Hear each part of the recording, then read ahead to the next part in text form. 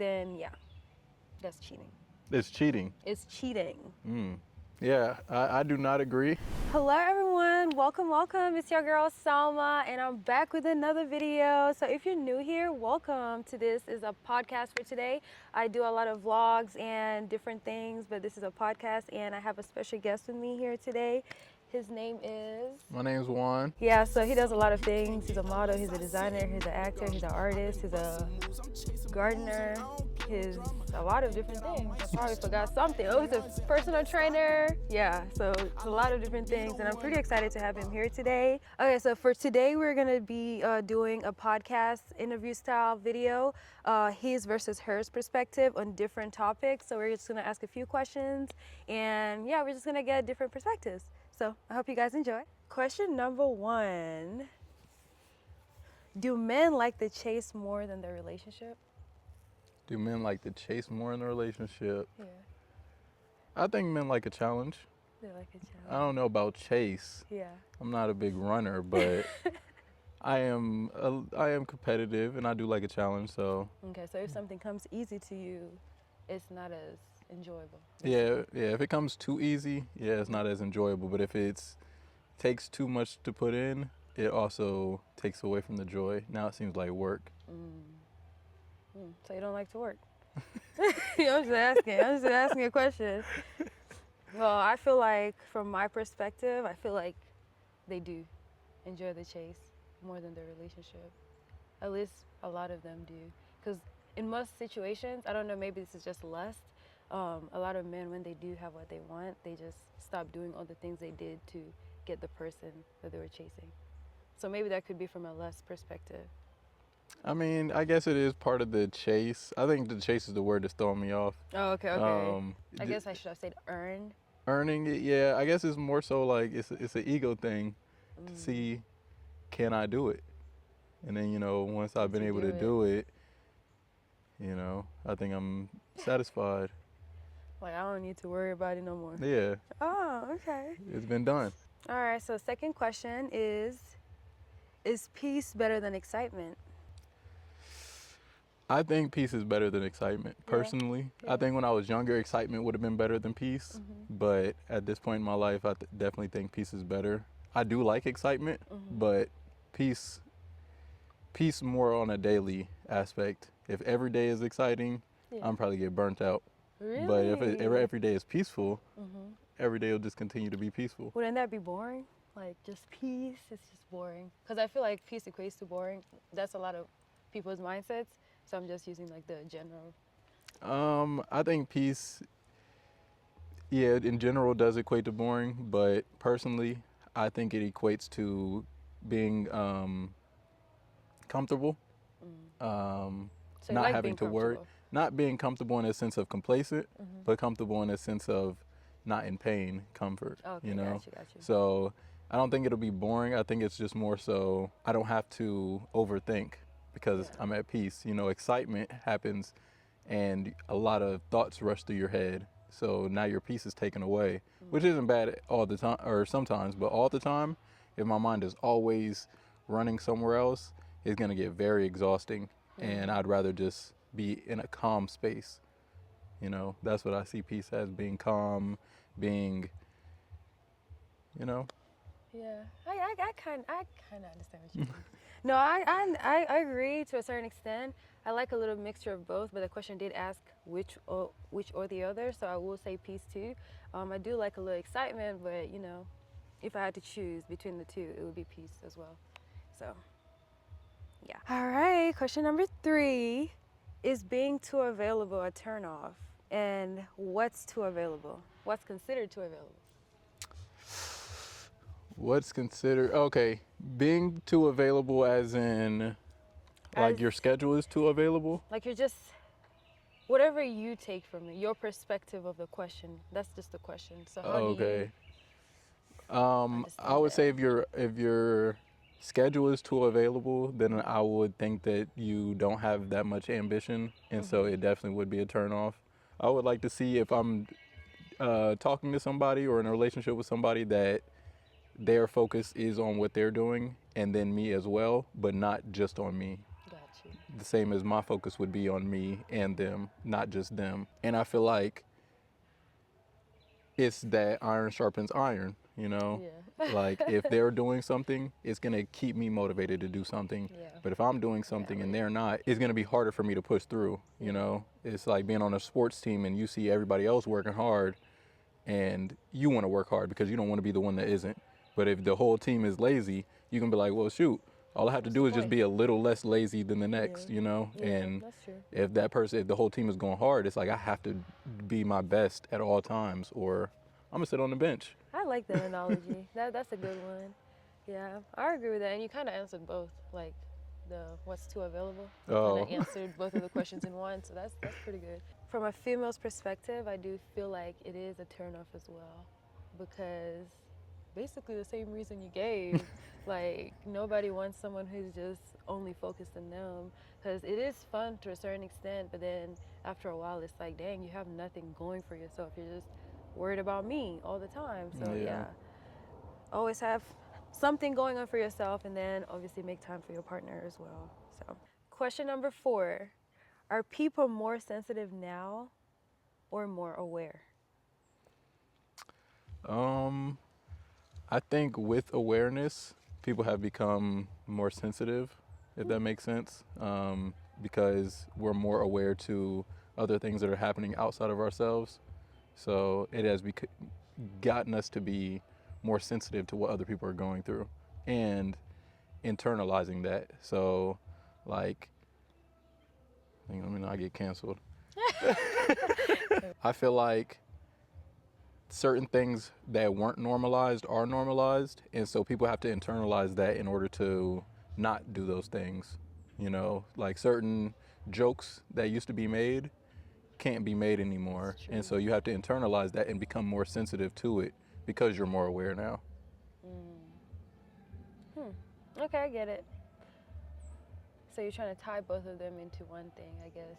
Yeah, I just feel like they go hand in hand. I feel like from my perspective, people are just more sensitive nowadays than they are aware. I mean, I guess it does make sense that they do make sense. They go hand in hand. But if I had to choose one of the two, I feel like people are more sensitive than they are aware.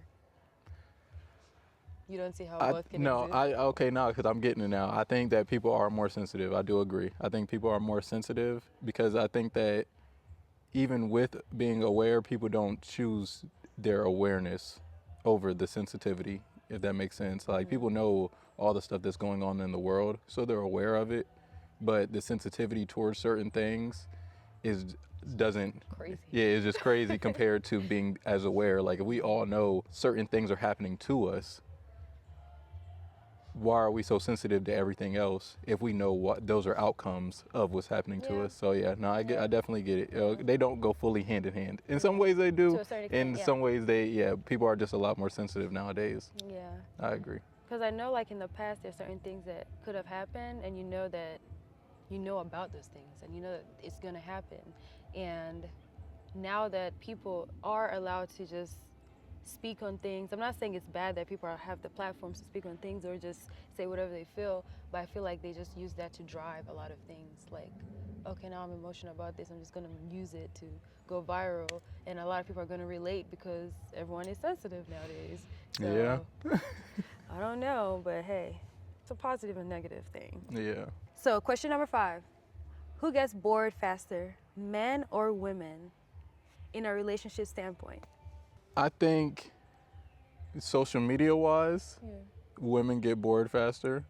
I think from my personal experience, men get bored faster.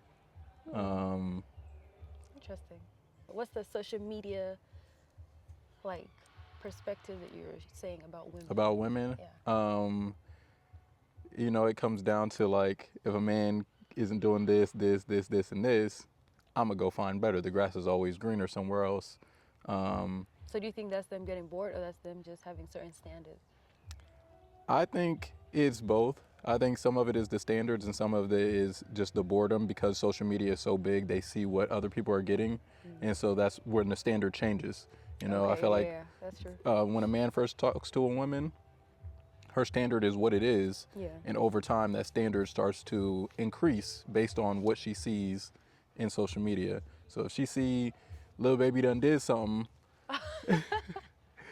if she see Lil Baby done did something, then it's like, okay, why you not doing that for me? Like, and it's like, dang. And now she's becoming more bored because she's seeing other women being less bored. You know, they're traveling, they're doing all these things, and now her not doing those things is adding to her boredom and making her bored quicker.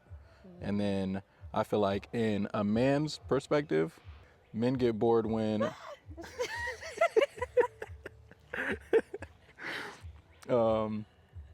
men get bored when women get comfortable. I think the comfortability leads to boredom because things aren't what they were in the beginning. Like, you know, that butterfly stage. I feel like that butterfly stage lasts longer for women. In reality, like women that aren't social media driven, I think it lasts longer than men. So men are like, okay, almost like what was question number one about kind of doing Chase it. or Like once they've gotten the woman, the excitement isn't the same that it was to get the woman. You know, the little mind games don't hit the same. You know, when you're in the chase, the mind games are tolerable, and you know it's like, oh well, let me see if I can da da da. But then once you are with the woman, those mind games they don't go the same. So it's like that makes you bored quicker because it's like another mind game. Oh, trying to provoke this or you know this and that. When I was chasing, that was okay because there was a goal to get that. You know what I'm saying? oh my And god. now the goal has been achieved in a sense. Now I don't want to play those same games. We can play a different game, but I feel like that's where it becomes like I'm not chasing the game of getting you now. I'm chasing the game of pursuing life with you. You feel what I'm saying? So now it's a different game with a different goal.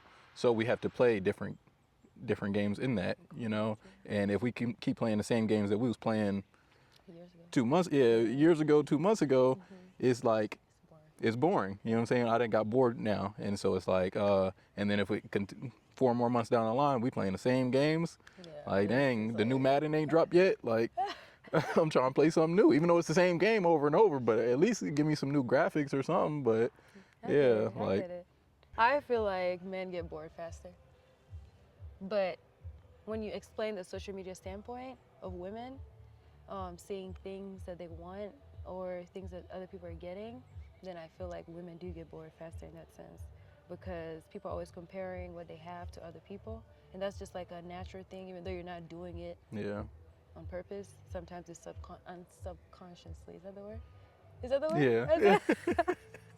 I'm subconsciously doing it, you know? So I feel like women do get bored when it comes to sometimes materialistic things, which is, that's just what it is sometimes. Yeah. So men I guess it's a mental thing, or sometimes it's a lust thing as well, so. It definitely can be a lust thing. Yeah.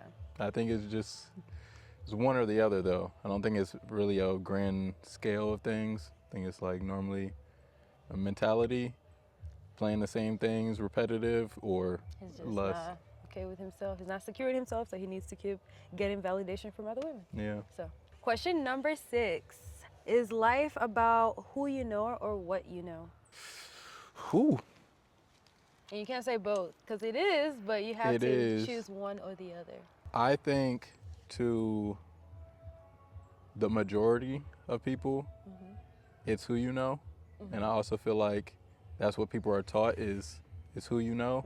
I personally believe it's what you know, because I feel like what you know, you can be the person that somebody knows. I would rather be the person that somebody knows than need to know somebody else, me personally. So I would rather just know a lot of things so people are like, yo, Juan, can you do this? Can you do this? Can you do this? And now I'm the person that they know, you know, rather than I know that this person does everything, so I just need to make sure I'm in good, you know what I'm saying, relations with this person. Like now I'm living my life on eggshells so that I have an opportunity. You're always going to have to need someone, basically. If you know people. Yeah, you know people, but you're going to need them.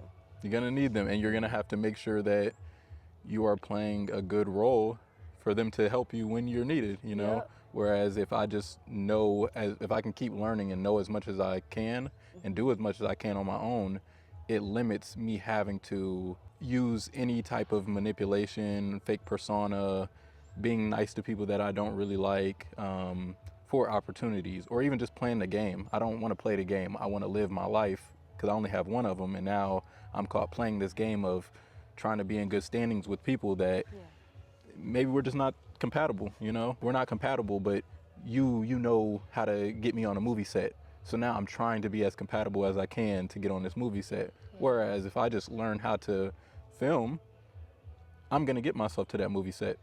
If I learn how to act, I'm gonna get myself to that movie set because I'm doing my part to get there.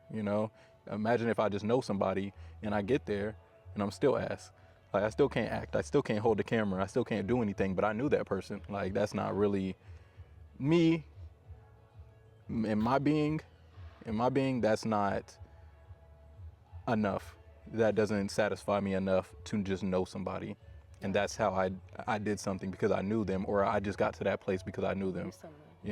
I want to be able to get myself there because I have the ability. I know that I'm worthy to be there. Nice. Okay. My perspective, you almost like changed it, because that makes a lot of sense, and it's always better to earn before you get what you want in life. It's always more fulfilling actually when you earn what you're doing and you do it all by yourself. But I still feel like it's who you know. And not only because that's what we're being conditioned to believe and everything, but I just feel like, I guess it's the easier route. Mm-hmm. It's just like, you might know all this information. You might go to school, get like 4 or 5 degrees, and especially in this economy, like, and still not be employed, and have to create space for yourself, which is not a problem, but it takes longer when you're creating these spaces for yourself or just building up on your own. So that's why I feel like, yes, it is a little bit of both, but if I had to choose, it's who you know. And with who you know, obviously I would want to know what I'm doing, of course. So I just wish I could answer and say both, because both matter. But if I had to choose one, it's who you know. And that's the reason, because I'm not trying to say I like the easy route, but who doesn't like a little help when they can get it from, the connections they have in life? So I definitely agree. Who you know does help. I just think it is harder to know people without having anything to offer. Yeah, that's because people will forget you real quick if you don't know anything. Mm-hmm. It'll be like, okay, well now you're just a leech. Now you're just around. It's hand in hand. I guess it is both hand in go hand, and it's hard, like, to just choose one or the other. Now let me put it in this perspective. Okay. If you are, well, first off, it's not about the destination, it's about the journey, right? Mm-hmm. So if you're here and you know somebody and they just took you to here, right? Now you're at the destination and you missed the whole journey, right? Yeah. Something may happen to this person. They may lose their position on, like, let's just relate it back to modeling, since we both do modeling. Yeah. Somebody has this show, and because you know them, you got into the show, and now the show is canceled, and that's your first show. Now you don't know where to go because you got there because of somebody else. You didn't go to a casting and then go to rehearsals and then talk to designers and then get to the show. You just went straight to the show and they said, oh, we got this designer for you. So now when something fails and you have to take a step back, you're taking a step all the way back to where you started at, rather than if you went to that casting and then you went to rehearsal, then went to the show and then met the design, all of that. Valid. Something happens, one designer doesn't show up, you just take one step back. Yeah. And then you can figure out how to move because you already know how to go to a casting and everything else. So I feel like that's why knowing stuff gets you more longevity. Yeah. It helps you stay where you're at with the people that you do know. Yeah. I feel like if you just get there really quick, somebody gives you $1 million, you don't know how to make $1 million. What are you going to do with that $1 million? You're going to spend it all, and then where are you going to be back? Same spot you was before they gave you the $1 million. But if you make $1 million and then you spend it all, you can make another $1 million, and you can make another $1 million and another $1 million, because you know what it takes to make $1 million.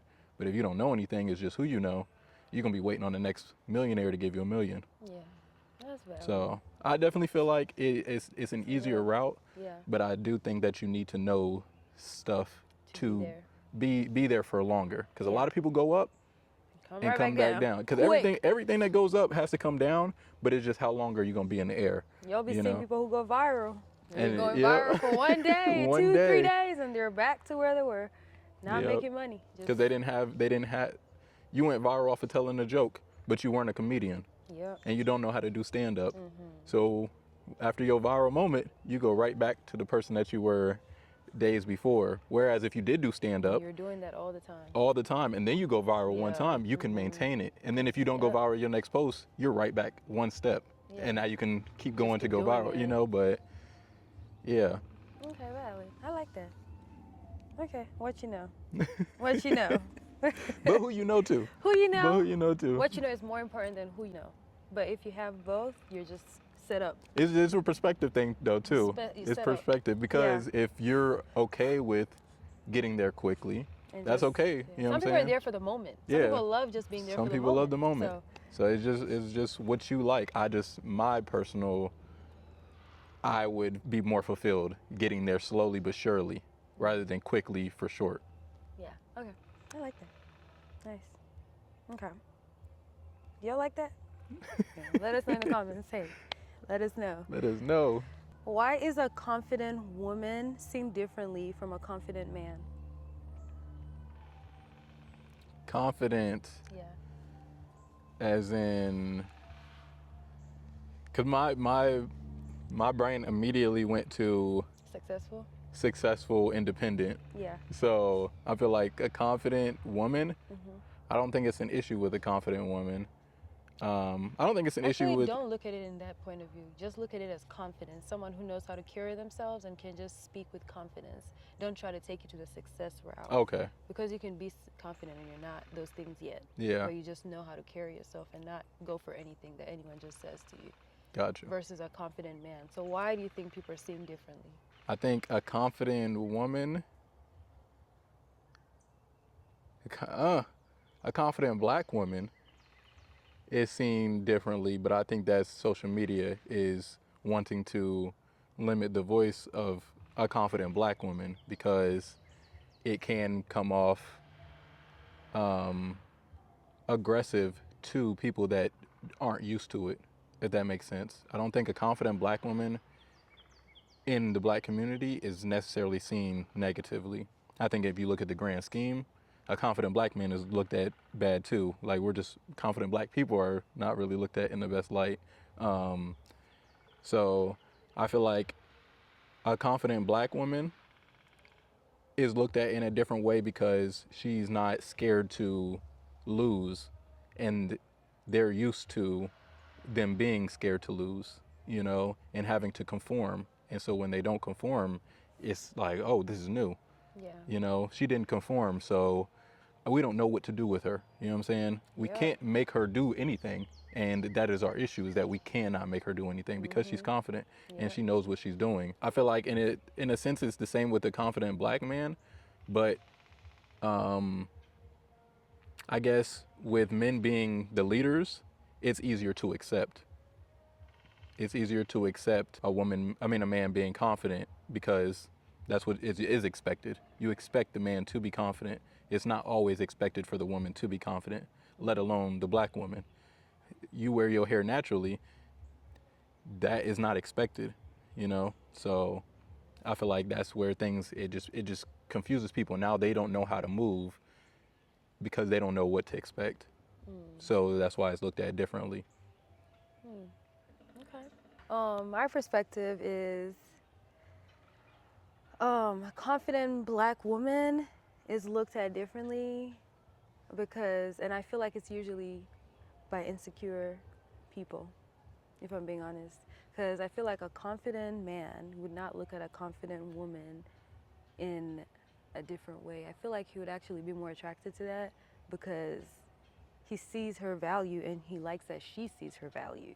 So that's why I feel like whoever does look at a confident woman in a different way is insecure about themselves. And they're not as confident in themselves, probably, too. Yeah. Now I will say, on both sides, confident man and confident woman, I think a lot of people perform their confidence rather than embody their confidence. I don't think that confidence has to be showy all the time. I think that it can be showy because you're confident, so it just comes off as showy. But I do think that some people perform their confidence, and that's what makes it hard to digest because Me personally, sometimes I just don't see it as real. I see it as being delusional. And I don't think that confidence is the same as being delusional. I think if I just put on a big bubble suit and I walk around, that doesn't make me confident. It just makes me delusional. I don't agree. I feel like delusion has its. I'm a Pisces guy, so I'm a little bit delusional at times, and I feel like sometimes it helps. Like you have to, and I'm not saying you have to fake it till you make it, but you have to believe, and sometimes you can believe in something that you really don't generally have or, have right now, but you know deep down that that's something that you're going to achieve because you know what you're capable of. And not everyone sees what you see for yourself. So you can have a level of confidence, which comes with delusion, that other people probably won't understand. And that does not mean you're faking your confidence or you're fake confident. It just means that you just have your confidence and you don't care about what everyone else thinks about it. So, Yeah, I do agree in a sense. In a sense. I do still think that some people, their confidence isn't within. Their no, I understand confidence what you is mean. external. So some people I do think do um, extremely off the wall things to prove that they don't care. Okay, If that yeah. makes sense. Okay, yeah, And yeah. that's where I see it as performative. Yeah. Like you're overly trying to be. I'm gonna do this. I'm gonna paint myself green and say I'm confident in myself. And it's like no, you're just that's what people have embodied confidence as is doing whatever you want to do. And I don't think that that's always confidence. I think that that's delusional sometimes. Question number 8. Do people deserve second chances?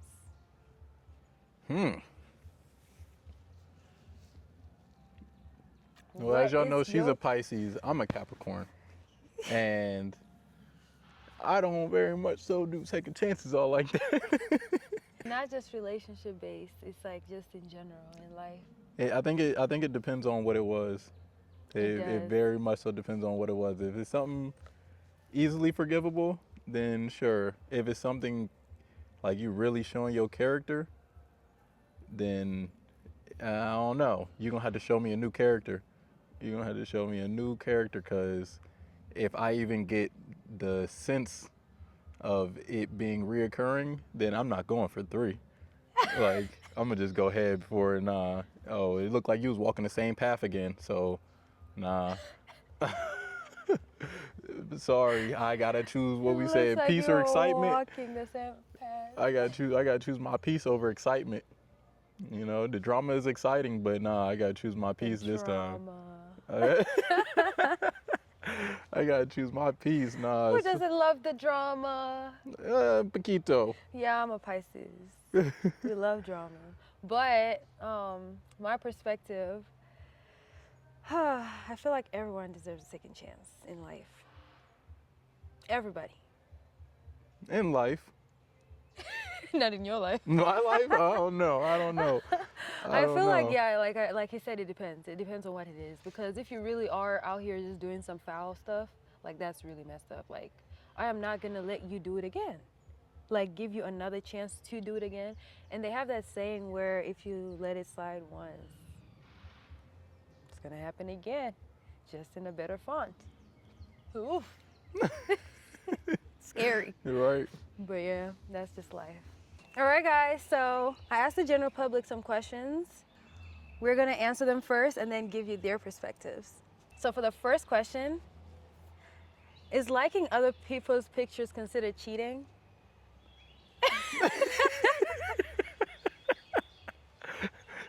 I don't think that it's cheating. I think in certain circumstances it can be weird. But yeah, I don't see it as cheating. Okay. That was a crazy okay. My perspective is depending on what pictures and how often you like them. Because I feel like it's okay to like some pictures because you have friends, here and there. You're supporting people here and there. But if you like people's pictures every day, every time they post, or just certain pictures that you shouldn't be liking. I feel like social media is meant for support. So I think you should be supporting the people that you follow, or you should unfollow them. If it is one-sided, then yeah, it can be meaning something different. But I think if it's support for support, then I don't see a problem with it. Yeah, if it's all provocative pictures, that definitely is weird. But I do think support is support, as long as, I mean, it's just liking a picture, which is hard for a lot of people to do apparently. But like, damn, you can't like one picture, but okay, you know what I'm saying? So yeah, I feel like if people are taking their time to show love, it's more appreciative and shouldn't be looked at as too weird. I think the people that don't show any love should really be looked at, because, you know what I'm saying? What does the general public say? Let's see what the general public says. Okay, so I'm gonna read off the man's perspective from the general public, and he's gonna read off the women's perspective from the general public. For the first one, he said no. He didn't give an explanation. Valid. Okay, for the second person, he said no, ... It could be weird depending on whose picture you like. If it's an ex, someone your partner isn't comfortable with you being around, but it's not cheating. I think that's valid. Third person said, liking other people's pictures, I wouldn't consider cheating. It's part of social currency. It doesn't mean anything. Men. And for the women, the first lady said, I would say no, but it's definitely opening doors. It's the intent behind it. I kind of agree with the no. I mean, I agree with the no, but the opening doors, you know, I don't know. But next lady said, depends on the picture and the person. Like, if I have a problem with who it is, or if the picture is too much, then maybe. But I also haven't been in that situation. I think I'd be pissed if I was with someone who was a sore subject. So I get that, you know, definitely if it's some issues, but I do still think support is support. And the last lady said, no, but they should be mindful of what they're liking. For example, naked pics, nudity, bikini, and limit those things. If it's excessive, I do think it's an issue. For the second question, should your partner have access to your phone? I think your partner, once your partner has become more than talking, dating, even a relationship, I think once it's really, really serious, y'all are moving through life together, it's almost at marriage. After marriage, yes, I do think that you should have access to each other's phones, because y'all made a vow to move as one. So I think y'all should be moving as one. Before marriage, I don't think that it's a necessity. I think that's where the trust is built. My perspective on that is depending on what stage in the relationship. Because if you just start off doing that, like you said, it's going to be like you're going to depend on that to trust your partner. So I feel like maybe like a year or two in my opinion, you should be able to have access to it, but you shouldn't just have the passcode or anything, but you should be given access if you want access to it. So that's how I feel. All right, let's see what these men have to say. Oh, okay, the first one says, probably from a fiance status and beyond. I don't know, this one is tricky. That's what he said. Second person said, sure, my lady can have access to my phone.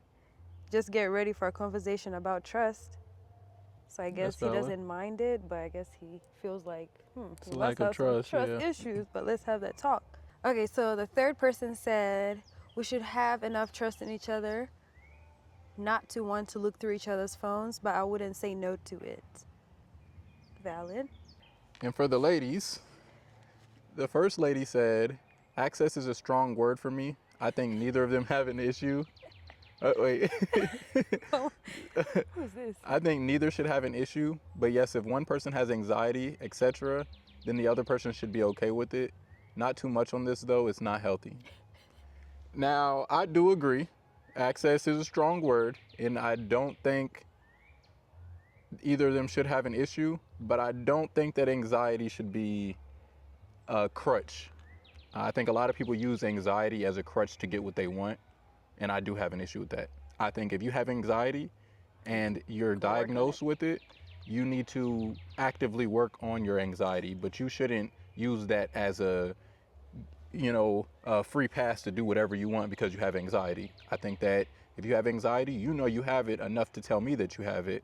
So you need to oh, well, I have anxiety, I need to look through your phone. Well, if you know that you have anxiety, then you need to work on that. Looking through my phone isn't going to fix your anxiety. Yeah. You need to fix, or you can't fix the anxiety, maybe not, but you need to work on it before you come over here and make me become the problem. Lady number 2 says, I don't think I want someone up in my phone in general, but knowing my password to cue a song or help me answer a text is fine. I don't want to be up in their phone, don't want them in mine all the time, but I think a casual look while together is normal. Valid. It does seem like the ladies are a little sneakier than the fellas, though. I will say that. And the last lady said they can access it, but not go through my phone like it's theirs. We should have privacy. Why did you read it like that? You just So every yeah, time like it's seeming like the ladies have something to hide. Nah, you know, don't do because the men have said, "Cool, you can have access." We'll talk about trust because that is a factor, but you can look at my phone, but you can only go to this tab, and this tab. All right, well now that's suspicious. You know what I'm saying? Now, I really think something is going on. So question number 3. Is once a cheater, always a cheater true? I think yes and no. I think it depends on why you cheated. If you cheated back, I don't think that you're once a cheater, always a cheater. You cheated back. If you cheated out of, you know, Insecurity? Cheated out of insecurity, I don't even know how that works. You're insecure, so you go seeking for more validation and cheat. Okay, then I don't think that you'll always be a cheater. I think if you become secure, you won't be a cheater. Okay. I think if, you know, the whole military thing, your partner is out for 8 years. I think we're human. You know what I'm saying? I don't think that makes you always a cheater, but I do think distance plays a lot into it. And I think that long distance does have a lot on relationships. So people should understand the type of person they're with. Everybody can't do long distance. Then don't be in the relationship. Don't be in that relationship. Be in a relationship with somebody that also doesn't do long distance, so y'all know y'all will be around each other. Yes. You feel what I'm saying? Don't cheat. But when the dudes go off to the military and a woman cheats on them, I don't necessarily feel that bad. Not gonna lie. I don't look at the woman like the worst person in the world. I would look at the woman that's right here every night cheating on me worse. Oh yeah, if that makes sense. And I would see her as somebody that's going to continue cheating. Yeah. I would see maybe the woman that I came back from the military, she had cheated on me while I was gone. I don't see her cheating on me while I'm here. So I don't think she's going to cheat again. You know what I'm saying? I think it was more so a strain on the relationship. You know, it dwindled down to so little. You know what I'm saying? It's easier to have arguments when somebody is long distance. Mm-hmm. It's easier not to care as much when you haven't seen them and talk to them. You know what I'm saying? Every time you talk to them, they're 12 hours ahead of you. So y'all get a hey, hello, bye. You know what I'm saying? You're not building any type of connection. So even if y'all did have a year relationship before you went to the military, you out there for 5-6 years. That year don't really matter. Mm. That year was just like a little foundation that got destroyed, and you're trying to hold on to it as much as you can. I don't really fault somebody in that. If y'all was together for 10 years and then you went to the military and she cheated, cool, that's an issue.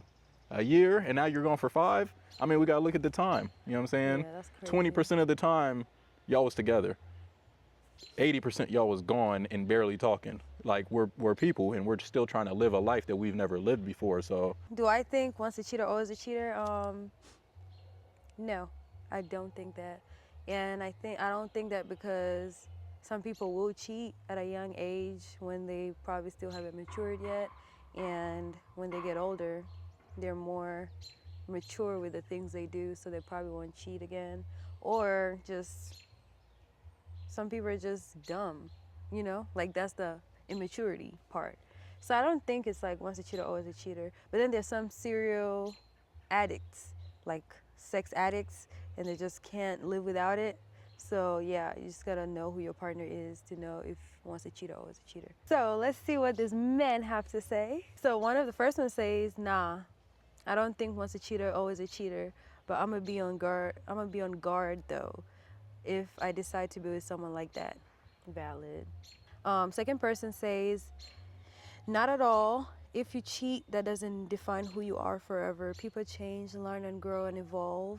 I've seen church turns killers into ministers. Why couldn't cheaters change? Okay now.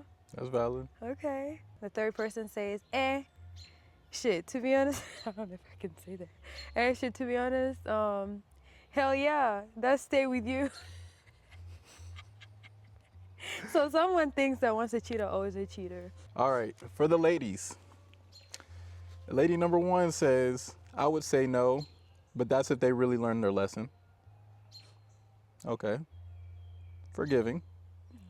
Lady number 2 says, in the same relationship, yes, but can a cheater change in a new relationship? Assuming the cheater was grown, yes. I believe that if you allow someone another chance, they'll cheat and do it again. But I also think that you can move to a new relationship and learn from your past, or even just find a new partner more fulfilling. Lady number 3 says, true. Once a cheater, always a cheater. It's the last one who just hit you with a yup. Yep. From a man's perspective, I do think that sex isn't always emotional and attaching. So it can just be in the moment and forgotten about. I think emotional cheating as a man takes a level of real cheating, because you're getting your emotions attached. Whereas I think women Don't do it. I think women cheating emotionally or physically is bad. I'm not even gonna lie to you. Did I'm you see sorry. the double standards? Like, I thought you were gonna try to say, okay, it's worse for women to cheat physically, but emotionally it's not worse. But you just think it's emotional all around Yeah, I for think women. it's because women are more emotional. So I feel like if she's getting emotionally attached and she's cheating, that's bad because women are emotional. So you already giving your emotions. And then if she's cheating physically, women don't normally, in my perspective, what I've seen, what I've heard, women don't just have sex. You know what I'm saying? They normally have a lot of emotions attached, and sometimes the sex validates those emotions that are attached. So it's like, dang, if you even decided to have sex with the dude, you was already feeling emotionally attached to him. And then now that you've had sex with him, you try to attach your emotions with him. You know what I'm saying? So yeah, I feel like that's pretty bad. Double You know what I'm saying? standards. It is a double standard. You know what I'm saying? I don't know. Y'all probably gonna cook me up in the comments, but this is just my perspective. Double standards. You gotta crop that and make that the first answer.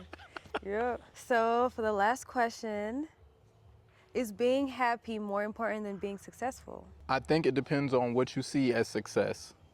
If it's success social media wise, millionaire, blah, blah, then I don't think that matters more. If it's success in being fulfilled, success in knowing that you tried something and you succeeded in it, then I think that success matters more than happiness, because success can get you through things that happiness can't get you through. Every day you wake up, I feel like trying to chase happiness, the pursuit of happiness, that could just be smoking a blunt every day. Oh, I feel better now. I'm happy now. You know what I'm saying? And you haven't done anything with your life. You're just chasing a feeling within, you're everything. You just want to be happy. You can't have a real conversation with somebody that's chasing happiness, because it's not going to make them happy. You can't tell them the truth. You have to tell them lies, because that's what's going to keep them happy. For somebody to be successful, you have to tell them the truth.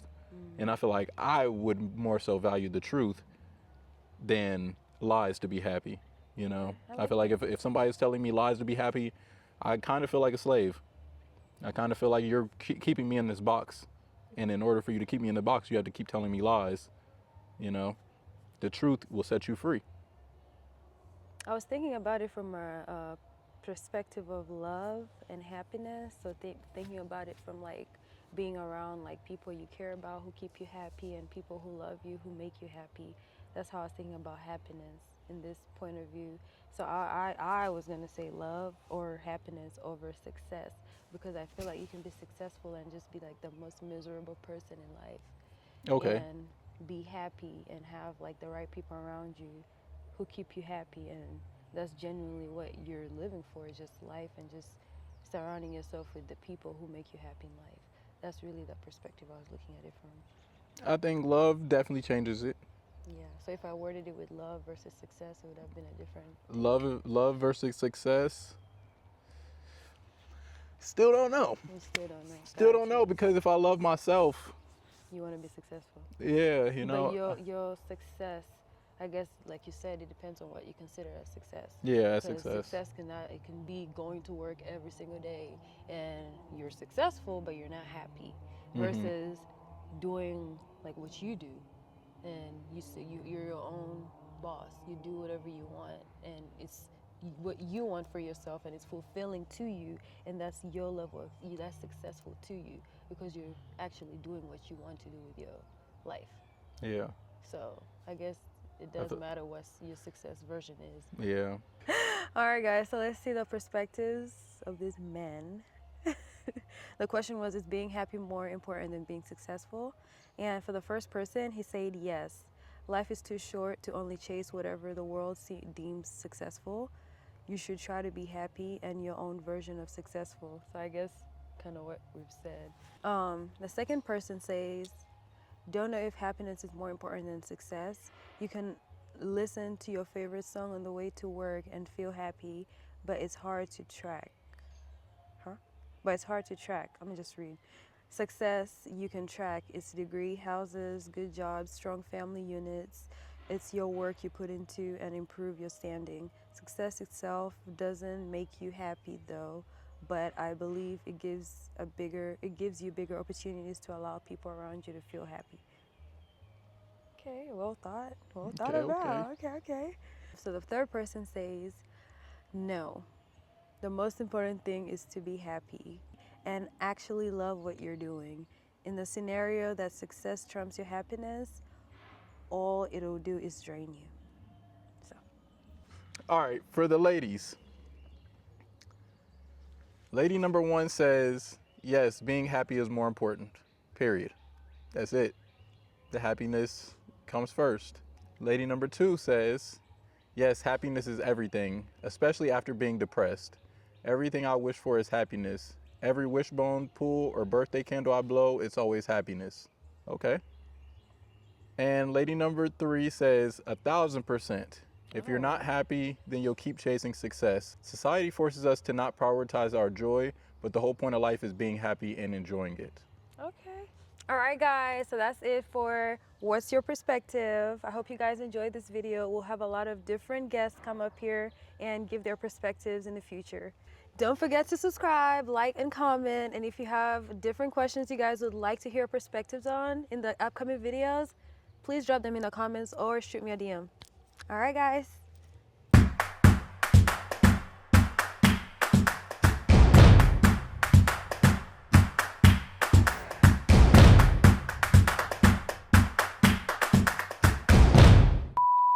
What'd you say again? So I can do everything else? Yep. Be a man. Do what you're supposed to do. Is it recording? It is. Yeah, we're gonna see you for real. No. Yeah. That's just my other person, my other twin, you know.